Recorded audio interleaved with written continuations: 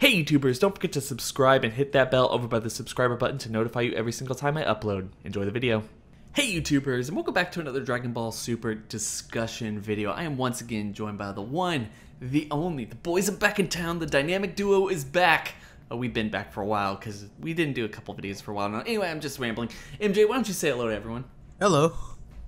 Okay, this guy. Anyway, today we're going to be talking about, I almost said to guys, but okay, today we're going to be talking about Dragon Ball Super, the Tournament of Power, and whether or not we have awesome techniques lined up for us somewhere down the line in this Tournament of Power. We're only about halfway done, a little bit more than halfway, and as we've talked about before, man, we have characters who haven't been given their shine. One of the things that this tournament really started off doing, and it has done somewhat throughout the entire tournament, is it's given other characters who are important in some way, shape, or form shine. You know, we got Roshi, got like almost 2 episodes to himself. 17 got an awesome episode to himself. Even Krillin got a good moment. Tenshinhan has gotten a good moment. What if, when they're really saving people like Gohan or Vegeta, or maybe even more of Goku, because we know that's coming, Frieza even, all these other people that are still mysterious and we haven't seen fight but are still on the tournament ring, what are they going to do? What are they going to give us? And one of the things a lot of the fan base, I think you and me somewhat, I mean, I think we're in line with the fan base somewhat here. What if, instead of giving us more and more transformations, which I'm sure at some point people are going to start getting a little bit, tired of, what if they keep giving us awesome new techniques that we've never seen before, or maybe they've alluded to in other forms of Dragon Ball media or anything else like that? And I wanted to start here by talking just about something I've mentioned in previous videos.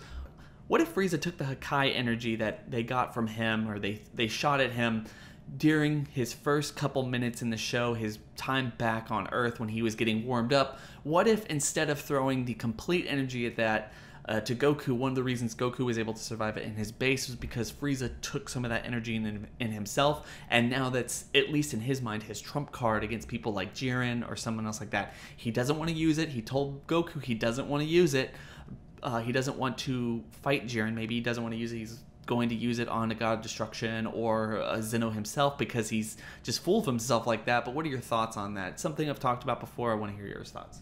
I mean, yeah, it would make some sense to the idea that's why Goku was able to, I guess, hold off on it until Beerus and them showed up. Now, what's cool about it is the idea that if he were to use this technique on whoever it is, I don't know who he would use it on, whoever, but if he were to use it, I can just imagine the look on all the Gods of Destruction's faces, like how shocked they would be. And the beauty in it is that everyone would be like, who taught him this? Who gave him that energy? What's going on here?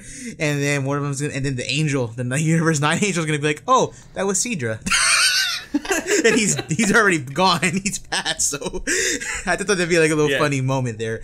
But I can just imagine the look on their faces. And plus, even though I do know the manga and anime are different, the manga has alluded to the idea that I guess you can learn the Hakai. You just don't have to be granted it. I guess you can actually learn it if you see it, aka Goku. That's an actual definition of a behind pull, if you get my drift there.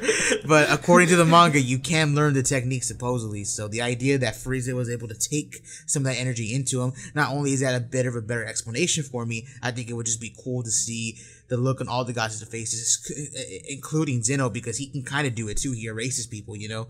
It would be cool to see their look on the faces that a mortal could do it. That'd be badass, in my opinion.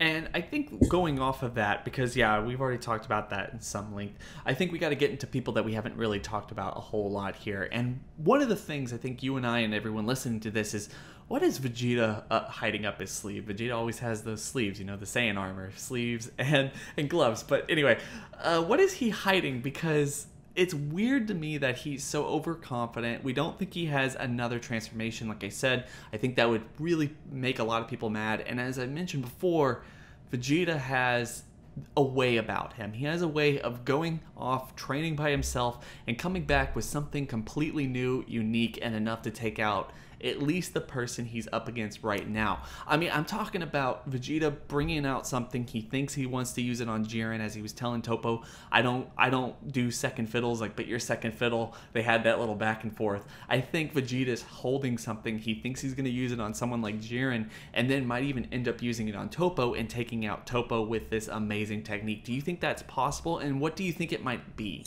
No, yeah, I completely agree with that, because a lot of people have actually brought that up. Is Vegeta hiding power? Is he hiding something? Because he was one of the people who was very vocal about the Goku versus Jiren fight, kind of commenting on certain situations to us, the audience.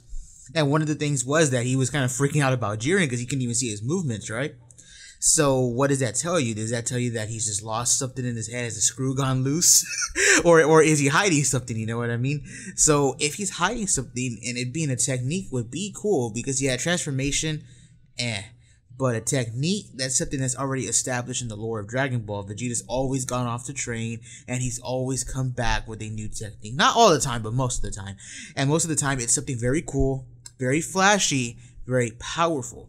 Again, I know manga and anime are different, but if you go into the manga, there is a scene where he uses something called the Gamma Burst Flash, and the technique is so powerful. Like when he charged it up and fired it, he was able to obliterate Merge Zamasu, like, into pieces. Of course, Merge Zamasu regenerated, but this was the same Merge Zamasu that was just literally beating Vegeta to a pulp. You know what I mean? So the fact that he could create something so powerful to disintegrate and just basically destroy the body of a merged, fused character, what does that tell you? If he brings something like that out in the tournament, that could be very useful to someone who's just astronomically so strong like Jiren. You know what I mean?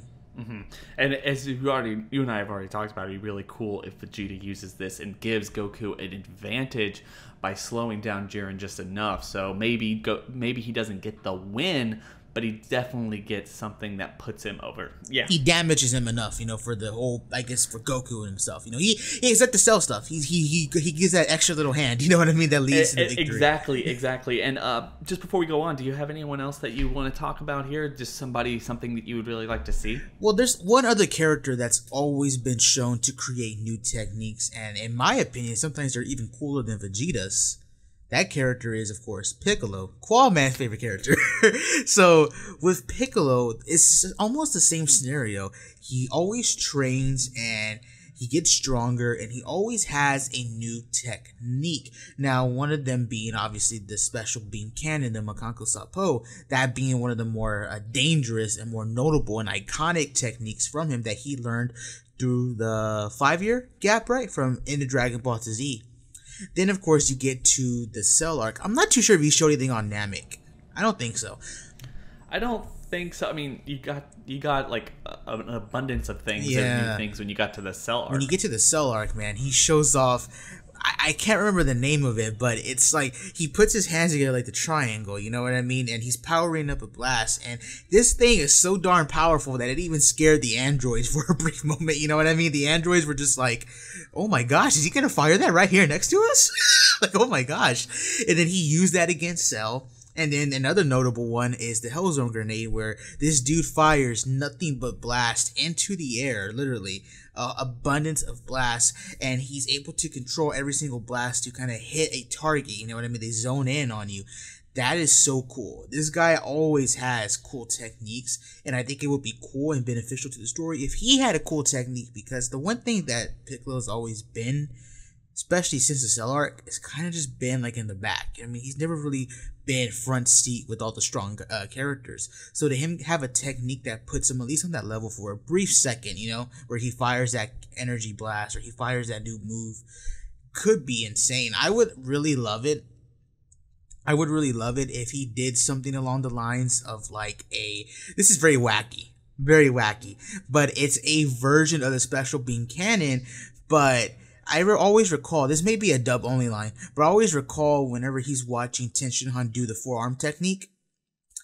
No, not the forearm technique, the multiple technique, where he makes the multi-form. What he was doing against Frost. Yeah, basically he like makes the different people, right, and then he comments on Tenshinhan like, oh, I didn't know he could do that. You know what I mean? So it would be cool if he has something along those lines, where maybe you could headcanon that he knows other techniques similar to Tenshinhan, and that being where he creates the extra 2 arms, and you have like a quadruple special beam cannon. It's wacky, but I've always thought it would be cool to see that. You know what I mean? I think the idea of doing a multi-form technique with the special beam cannon, but also just shooting, like doing what he did against Frost, where instead of it's just distracting, it's just building up energy with each individual person, and it all hits you at once from every angle, so you can't like the Hell Zone, like you can't dodge them all. You can't dodge them, you can't deflect all of them because there's so much of it, and there's just so much energy being shot at you. And if it all hits at the same time, I think that would be really cool. I completely agree. Obviously that can't be worked on someone weaker than them, because that would, KO them, send them to the afterlife. But someone like Topo, who's very, very powerful, that would be something that I think that could give, let's say Dispo. Okay. Dispo, yeah. So, yeah, it could work on Dispo where it damages him severely, and that leads 17 or Gohan to go in for the victory. You know what I mean? Taking him off the stage. I mean, that could be something cool. That would be really cool. I think one of the people we have to talk about here is Goku. Obviously, we've seen Goku get a new technique in the Tournament of Power. That's not going to bother anyone. Obviously, the Ultra Instinct is one of the coolest things that we've seen in all of Dragon Ball. But is it possible that he would get something else, and what would that thing be? I told you at the very beginning of this, one of the things I've been really kind of wanting to see Goku get in Dragon Ball Super, and I know it's only movie and GT only, but the Dragon Fist, we got to see Goku do something, the Ozaru Fist, I believe it's what it's called, but I can't remember, in Dragon Ball where he went up against Piccolo Daimao. It would be kind of cool to do something similar, bring back something that everyone at least would be familiar with, but not ever put in any canonical sense of the story. The only problem I have with this is that is a KO move. And it would be interesting at all of this, and this is just me kind of going all offhanded, it would be interesting if it gets so messed up, the situation gets so dire that Goku decides that it would be better for him to get eliminated or something else like that, disqualified, but take out Jiren. I know that probably won't happen. It's just kind of a cool concept to me. So he takes him out using this technique that we're all kind of familiar with. We've never seen in any real canonical source of Dragon Ball. And just that KO move, on Jiren. He wasn't expecting it. Goku goes straight through him. That type of stuff. Amazing. I think that would be super cool. No, yeah, I completely agree. That would be cool. Now, obviously, people are probably going to be commenting down below. That's just a GT movie thing, right? The idea behind the Dragon Fist, though, is very martial arts-esque, and there's like a lot of folklore behind it, the idea behind it. So I can definitely see Super, who's known for kind of going back in the day and pulling out old concepts. Obviously, the Ultra Instinct being something that Bruce Lee talked about back in the day, I can definitely see them doing something along those lines where Goku does the move, and it makes sense because Goku's not any different than he is in the movies or in GT. He's a martial artist at heart, you know what I mean? He knows how to be a martial artist. He knows how to concentrate his ki. He knows his body. So him bringing out the Dragon Fist would be cool, and it kind of, in a way, I don't want to use the word it makes sense, but we already know it. It's already established in other forms of media with Dragon Ball. However, like you said, it's a KO move. I guess Jiren would probably be the only person he could really use it on, because Jiren's so strong. If Goku really has to make that sacrifice, you know what I mean? That would be it on him. I can't imagine anyone else he would use it on, Agreed. Anybody else before we get out of here, though? I guess, what is it? I forget what they usually do, like in top 10s. Honorable mentions. Yeah. Let's do the Universe 4 bugs. Now, we have not seen them yet. We've seen them in the opening, I believe, and we've also seen them like in other little cards and stuff like that. The Universe 4 bugs, they're basically Katella's, I guess, secret weapon. They're very tiny. That's what people are assuming. In fact, I think they actually do look tiny on a poster compared to the other fighters. It would be cool if not only can they, like, decrease their size, but they can increase their size. Very similar to Ant-Man. That would be really cool. That would be such a cool fighting style to see someone like Vegeta, who's very impatient, kind of have to deal with that. You know what I mean? Like, what do you think? I think it would be kind of cool, considering what we saw from the Ant-Man movie and just how they could utilize their power and throw everyone off guard, like Vegeta trying to take a swing at a really big target, and then it just so small that you can't even see it, would be really kind of cool. And just also doing the Ant-Man thing too, where even though you're small, your power is still, you're like still strong as you are, so they're just throwing Vegeta around. It would be another one of those scenes, and they could play it as such, as Vegeta turning into the piece of candy and just taken on Boo. Like, you can't fight someone in this situation, and then maybe using their stature to their advantage, and also giving us another reason and another opportunity for Dragon Ball Super in this tournament to give us a giant Namekian fighting something giant.